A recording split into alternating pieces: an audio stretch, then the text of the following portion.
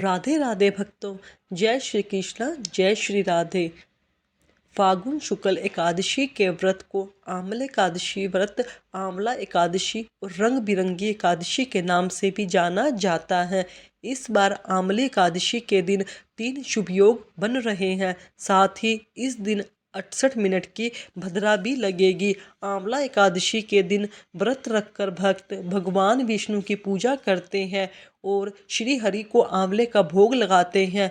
इस दिन श्री हरि के साथ साथ आंवले के वृक्ष का पूजन भी किया जाता है। तो आपको बताते हैं इस बार आंवला एकादशी का व्रत कब रखा जाएगा, क्योंकि इस बार एकादशी की तिथि 2 दिन पड़ रही है। ऐसे में बहुत कन्फ्यूज़न हो रहा है कि व्रत किस दिन ज़्यादा रखना सही होगा और व्रत का पारण मुहूर्त क्या रहेगा। इसके अलावा भद्रा काल का समय कब से कब तक रहेगा, भद्रा का वास इस बार कहाँ रहने वाला है। फागुन शुक्ल पक्ष एकादशी तिथि का प्रारंभ 9 मार्च दिन रविवार को सुबह 7:04 से और एकादशी तिथि का समापन 10 मार्च सोमवार को सुबह 7:04 पर होगा। ऐसे में रविवार के दिन, क्योंकि दशमी तिथि में भी एकादशी लग रही है, तो अगर बात करें किस तिथि में व्रत रखना सही होगा, तो जब भी एकादशी तिथि 2 दिन होती है तो दूसरे दिन वाली एकादशी का व्रत रखना ज़्यादा शुभ माना जाता है। इसलिए इस बार 10 मार्च सोमवार के दिन ही आंवला एकादशी का व्रत रहेगा। एक दिन पहले यानी रविवार के दिन दशमी तिथि के नियमों का पालन किया जाएगा, क्योंकि रविवार का दिन है। रविवार को तुलसी के पत्ते नहीं तोड़े जाते, तो आप एक दिन पहले यानी शनिवार के दिन ही तुलसी के पत्ते भी तोड़कर रख लेंगे। 10 मार्च सोमवार को ब्रह्म मुहूर्त का समय रहेगा सुबह 5:07 से 5:55 तक सूर्य उदय होगा। सुबह 6:04 पर सूर्य अस्त होगा। शाम 6:30 पर प्रातःकाल पूजा का मुहूर्त रहेगा सुबह 7:45 से 8:51 तक। इसके अलावा आप ब्रह्म मुहूर्त में भी पूजा कर सकते हैं। शाम की पूजा का समय होगा 6:24 से 7:39 तक और राहु काल का समय होगा सुबह 6:30 बजे से लेकर 9 बजे तक। इस बार एकादशी के दिन सर्वार्ध सिद्धि योग बन रहा है, जो सुबह 6:36 से लेकर रात 12:51 तक रहेगा। शोभन योग सुबह से लेकर दोपहर 1:05 तक रहेगा। रवि पुष्य नक्षत्र का शुभ योग भी बन रहा है, जो कि पूरे दिन रहने के बाद रात 12:01 पर समाप्त होगा। और भद्रा इस बार 6:36 से 7:04 तक रहेगी। कुल अवधि भद्रा की होगी 68 मिनट की। इस बार भद्रा का वास रहने वाला है मृत्युलोक में। मृत्युलोक में भद्रा रहने पर यह पृथ्वी लोक के लोगों के लिए अशुभ होती है, लेकिन भद्रा के समय आप पूजा कर सकते हैं।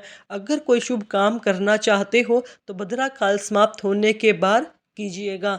द्वादशी तिथि प्रारंभ होगी 10 मार्च सोमवार को सुबह 7:45 से। इसी के साथ हरिवासर का समय भी शुरू हो जाएगा।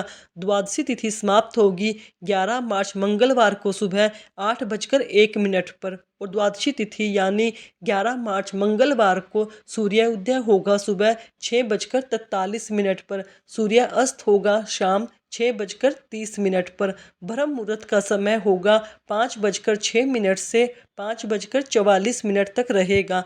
प्रातःकाल पूजा का मुहूर्त 5:02 से 6:35। 30 मिनट तक का अभिजीत मुहूर्त रहेगा।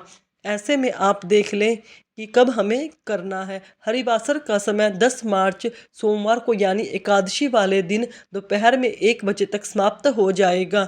हरिवासर जब तक रहेगा तब तक व्रत नहीं खोलना चाहिए, लेकिन बहुत से लोग इस बारे की जानकारी के अभाव में रविवार के दिन एकादशी का व्रत रखेंगे। अगर आपको एकादशी का व्रत रविवार के दिन रखना है तो ऐसे में आप सोमवार को दोपहर 1 बजे से लेकर 3 बजे के बीच में ही अपने व्रत का पारण कर सकते हैं। क्योंकि उस समय द्वादशी के बाद दोपहर में हरिवासर का समय होगा। सुबह के समय पारण नहीं किया जाएगा।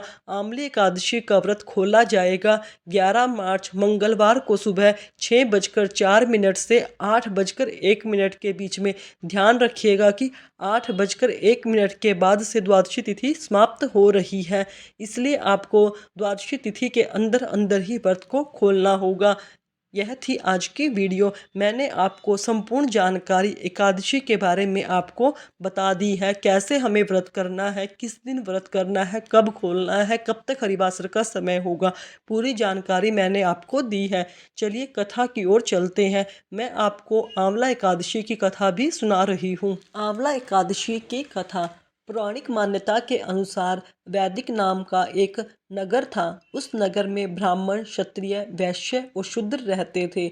वहाँ रहने वाले सभी नगरवासी विष्णु भक्त थे और वहाँ कोई भी नास्तिक नहीं था। उसके राजा का नाम था चैत्रथ। राजा चैत्रथ विद्वान थे और बहुत धार्मिक थे। उनके नगर में कोई भी दरिद्र नहीं था। नगर में रहने वाले हर शख्स एकादशी का व्रत करता था। एक बार फागुन महीने की आंवले एकादशी आई।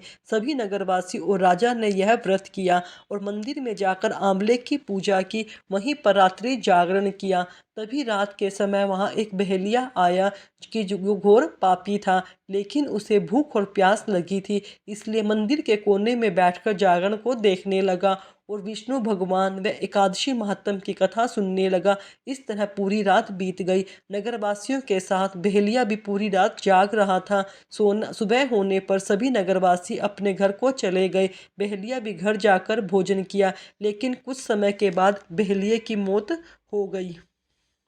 हालांकि उसने आंवला एकादशी व्रत की कथा सुनी थी और जागरण भी किया था, इसलिए वह राजा विद्रुत के घर में जन्म लिया।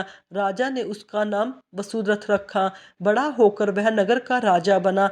एक दिन वह शिकार पर निकला, लेकिन बीच में ही मार्ग भूल गया। रास्ता भूल जाने के कारण वह एक पेड़ के नीचे सो गया।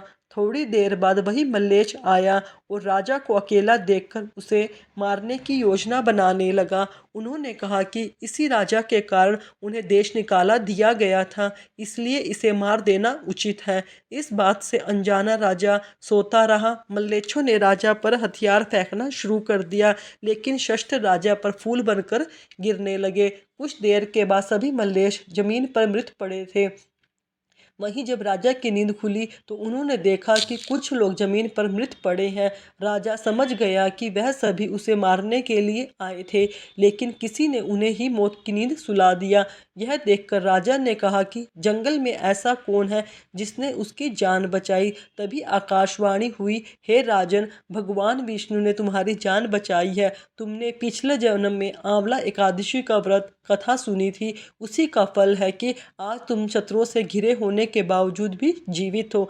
राजा अपने नगर को लौटा और सुखपूर्वक राज करने लगा और धर्म कार्य करने लगा। इसी का यह अर्थ है कि हमें अपने जीवन में धर्म कर्म करते रहना चाहिए। अगले पिछले जन्मों का कर्म हमें अपना भोगना पड़ता है, इसलिए भक्तों हमें हर एकादशी का व्रत करना चाहिए, ताकि हम अपने जीवन में कोई भी पाप कर्म ना करें। अगर आपको मेरी सुनाई गई कथा और मेरी दी गई जानकारी अच्छी लगी तो मेरे चैनल को सब्सक्राइब करें, वीडियो को लाइक करें, कमेंट में राधे राधे